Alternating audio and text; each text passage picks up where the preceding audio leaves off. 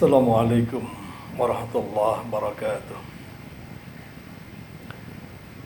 Innal hamdalillah salatan wa salaman ala Rasulillah wa ala alihi wa sahbihi wa mawalah. La haula wa la quwwata illa billah. Amma ba'du. Shaimin, shaimat rahimakumullah. Alhamdulillah, pada hari ini kita masih berada dalam suasana beribadah di bulan Ramadan. Kita berharap mudah-mudahan ibadah puasa kita di bulan Ramadan ini dengan situasi dan kondisi yang memang agak berbeda akan dapat kita jalankan dengan baik, dengan khusyuk, tawaddu, semata-mata berharap ridho Allah subhanahu wa ta'ala. Shaimin, shaimat rahimakumullah. Saya ingin mencoba untuk menyampaikan satu tema singkat dalam kesempatan kali ini, yakni Ramadan yang membawa berkah. Saudara sekalian, dalam kita menghadapi Ramadan, menyongsong Ramadan, seringkali terungkap bahasa dan kalimat yang begitu bersahaja. Ahlan wa sahlan ya Ramadan, ahlan wa sahlan ya Sahral Mubarak. Selamat datang Ramadan, selamat datang bulan yang penuh dengan kemuliaan. Selamat datang bulan yang penuh dengan keberkahan. Kalimat itu sering kita dengar dan sering kita ucapkan. Bahkan Ramadan memang adalah satu bulan yang khusus. Di dalamnya terdapat kewajiban puasa satu bulan penuh di siang hari. Berbeda dengan bulan yang lain. Kalau pada bulan yang lain, ibadah-ibadah itu sifatnya sementara dan singkat-singkat. Tapi dalam bulan Ramadan kita diwajibkan berpuasa sebulan penuh. Saya tidak ingin bicara tentang puasa dan puasa yang sebulan penuh itu. Tapi yang ingin saya sampaikan adalah bagaimana kemudian kita mencoba menggali makna dari barakah. Ya Sahrul Mubarak, bulan yang memberikan keberkahan. Seperti apa gerangan keberkahan yang ada dalam Ramadan? Itu yang ingin saya coba sampaikan. Saudara sekalian, walaupun sesungguhnya Ramadan itu banyak punya nama. Nabi SAW menyebutnya dalam banyak sebutan. Ada Sahras Siyam, ya, karena asyam artinya adalah puasa. Ada juga Sahrut Tarbiyah, disampaikan oleh beberapa tokoh. Dikatakan sebagai bulan pendidikan.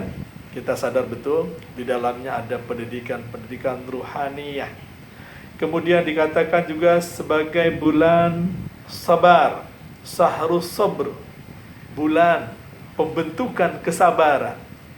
Subhanallah, banyak sisi-sisi kesabaran yang memang harus kita pertahankan dan kita wujudkan dalam bulan Ramadan. Ada juga disebut sebagai bulan Sahrul Rahmah, Sahrul Maghfirah, dan Sahrul Itqum Minan Nar. Itu adalah melekat pada fase-fase sepanjang Ramadan. Awaluhu rahmah, awsatuhu maghfirah, wa akhiruhu itqum minan nar. Ada juga disebut dengan Sahrul Quran.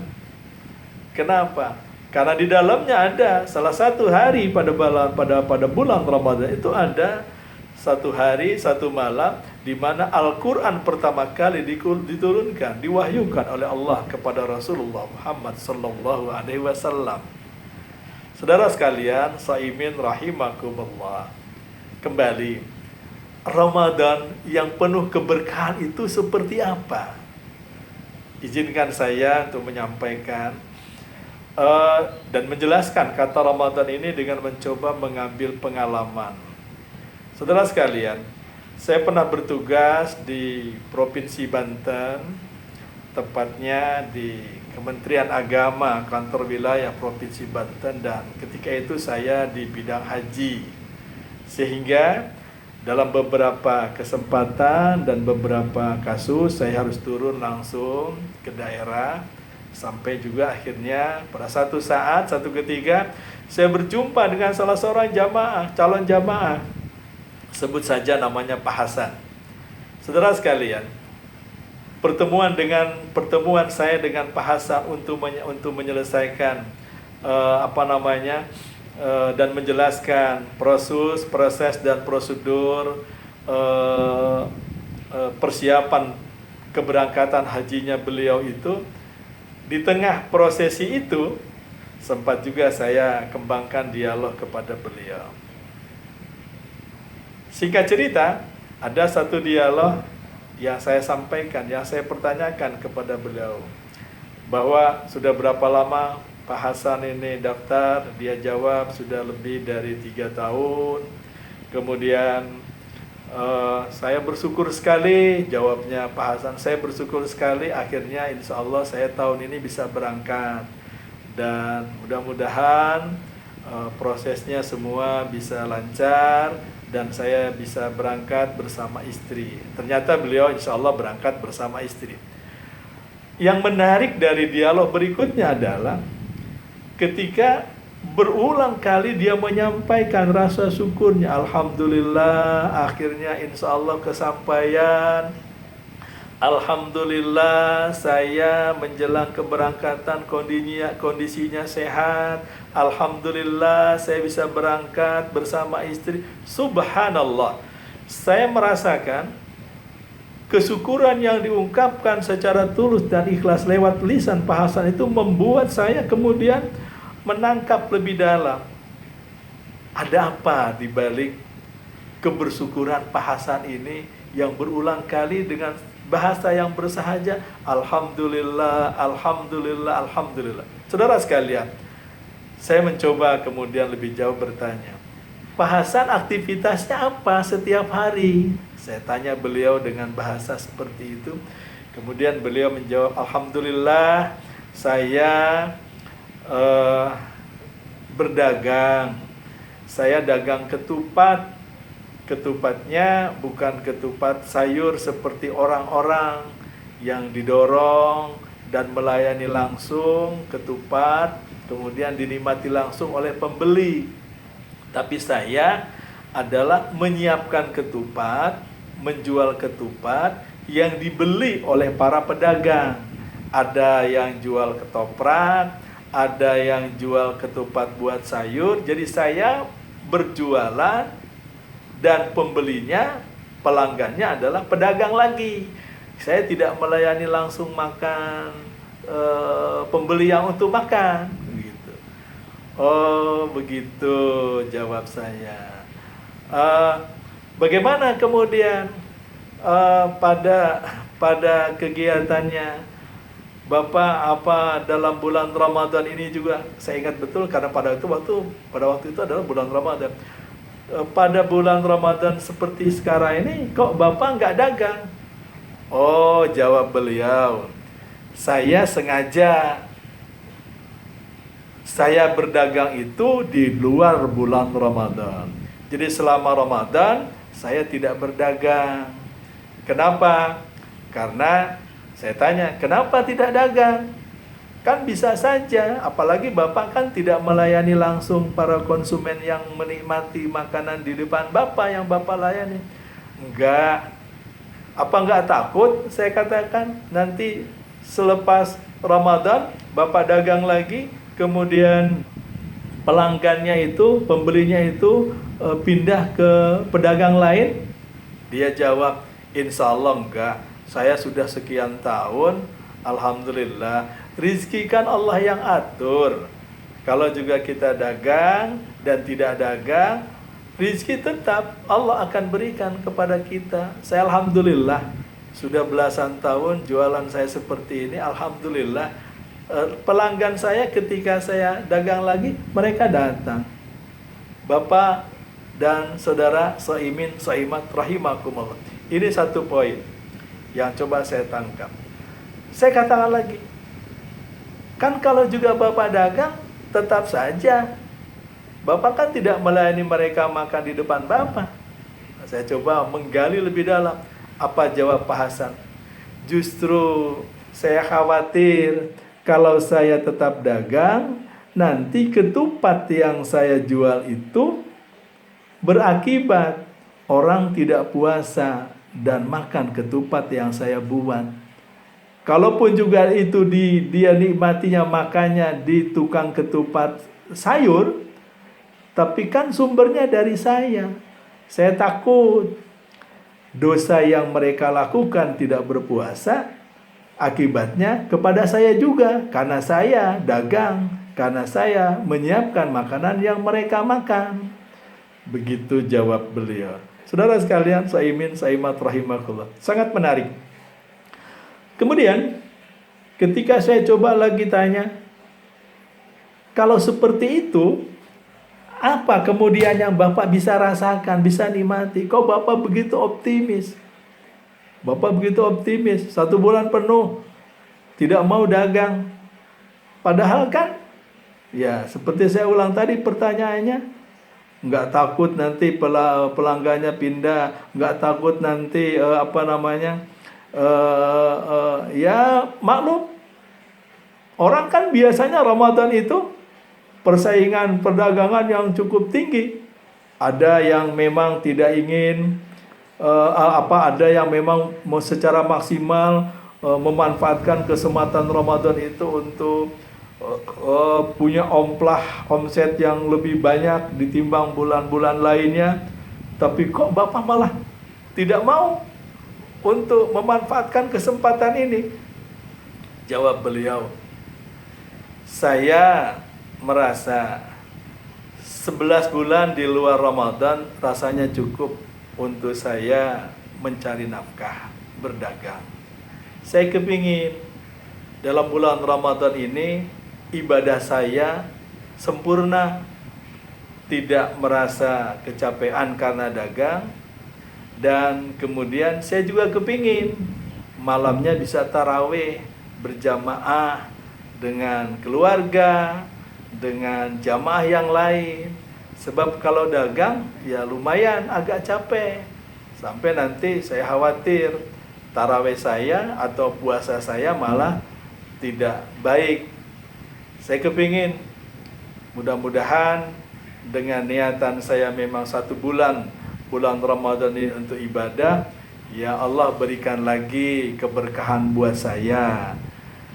Bapak dan saudara saimin saimat rahimakumullah, itu penjelasan-penjelasan yang saya peroleh dari Pak Hasan.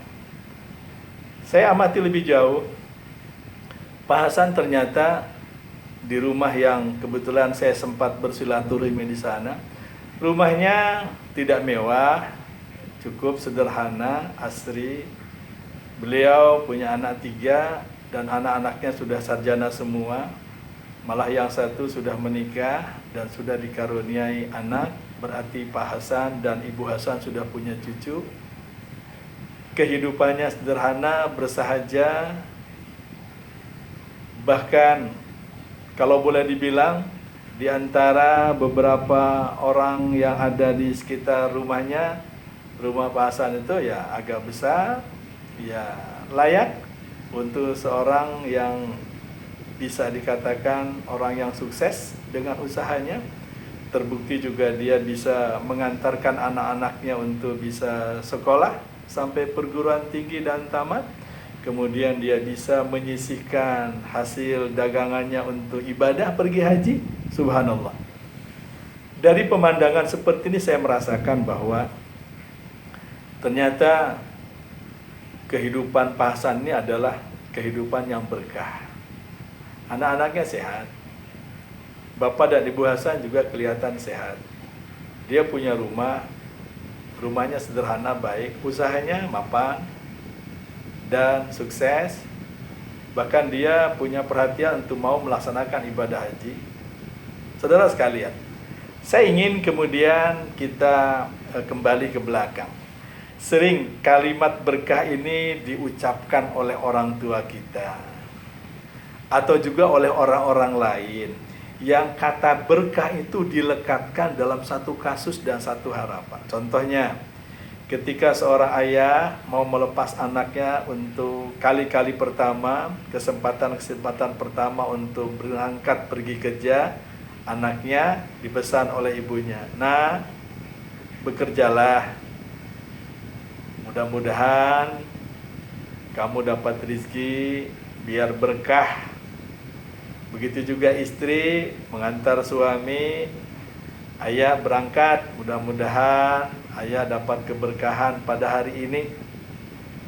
Tapi sebaliknya juga ada ungkapan yang konotasinya agak negatif walaupun menggunakan kata berkah.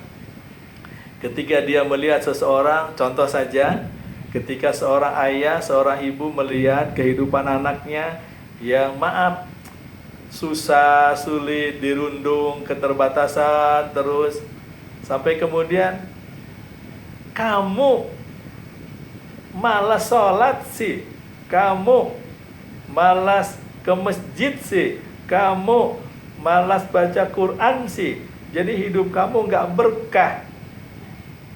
Nah, jadi Bapak dan saudara sekalian, saimin saimat rahimakumullah, artinya kata berkah itu adalah tidak cuma sekedar ketika seseorang bisa mengatasi kesulitan hidupnya dalam aspek ekonomi, tapi juga ketika seseorang kehidupannya mapan, sehat, kemudian rezekinya cukup, tidak mengalami kesusahan dalam menghadapi problema hidup. Dia juga bisa berbagi, bersedekah, bisa melaksanakan ibadah haji dan lain sebagainya. Itu adalah simbol-simbol keberkahan.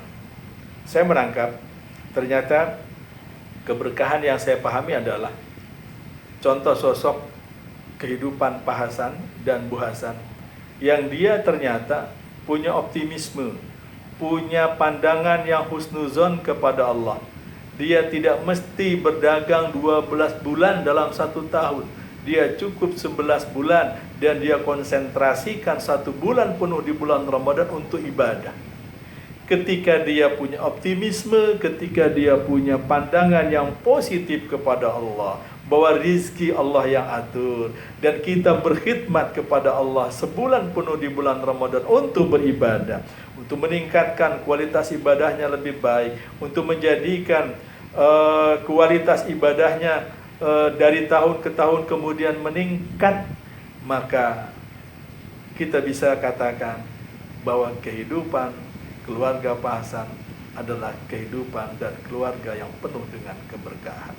Saudara sekalian, mudah-mudahan Ramadan yang kita hadapi sekarang dalam tanda petik agak spesial, agak khusus, namun bisa juga kemudian kita meraih nilai-nilai keberkahan dalam kehidupan kita. Demikian, walafu minkum, wabillahi taufiq wal hidayah. Assalamualaikum warahmatullahi wabarakatuh.